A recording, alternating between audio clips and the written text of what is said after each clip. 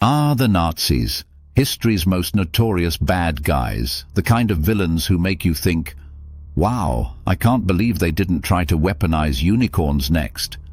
But no, instead of rainbows and magic horses, Heinrich Himmler, the SS chief with the fashion sense of a goth accountant, decided to throw money at werewolf research. Because when you're already committing genocide, why not dabble in the occult and see if you can recruit some furry super soldiers? The Nazi leadership had a healthy obsession with the supernatural. From hunting the Holy Grail, Indiana Jones was onto something, to dabbling in astrology, these guys were basically LARPing as dark wizards while somehow also running a war machine. But Himmler, ever the overachiever, took it a step further.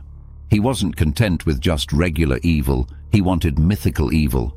Enter Project Hexenwolf, or Operation Why Not Science Has Gone Too Far Anyway. The goal? To create an army of unstoppable werewolf warriors. Because nothing says Aryan supremacy like a bunch of dudes who turn into wolves and presumably forget which side they're on once the full moon hits. Himmler, a man who unironically believed in ancient Aryan moon bases, funded research into Germanic folklore, searching for ways to unlock the secrets of lycanthropy. He had scholars digging through old texts, interrogating peasants, because obviously Granny Helga knew how to summon a werewolf, and even, allegedly, conducting experiments on prisoners to see if they could be induced into becoming werewolves. The logic? If the Allies have tanks, the Nazis would have werewolves. Flawless. Now you might be wondering, how do you scientifically study werewolves? The answer is, you don't. But that didn't stop the Nazis. Reports suggest they looked into everything from herbal potions, because obviously wolfsbane was on the list, to literal blood transfusions from wolves. Because if rabies wasn't terrifying enough, why not add some good old-fashioned Nazi mad science? The best part? There's zero evidence that any of this worked. Shockingly, turning humans into wolves is hard, even for a regime that had no ethical boundaries. After the war, most of the Hexenwolf files were either destroyed or buried so deep that even Indiana Jones wouldn't bother.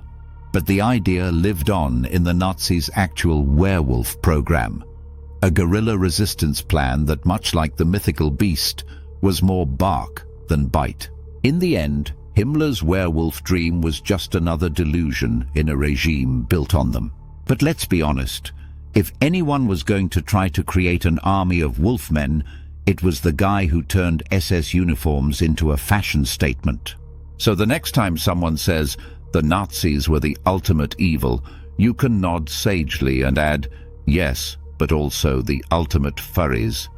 Because in a world where history's worst monsters spent time and resources chasing lycanthropy, reality is officially weirder than fiction.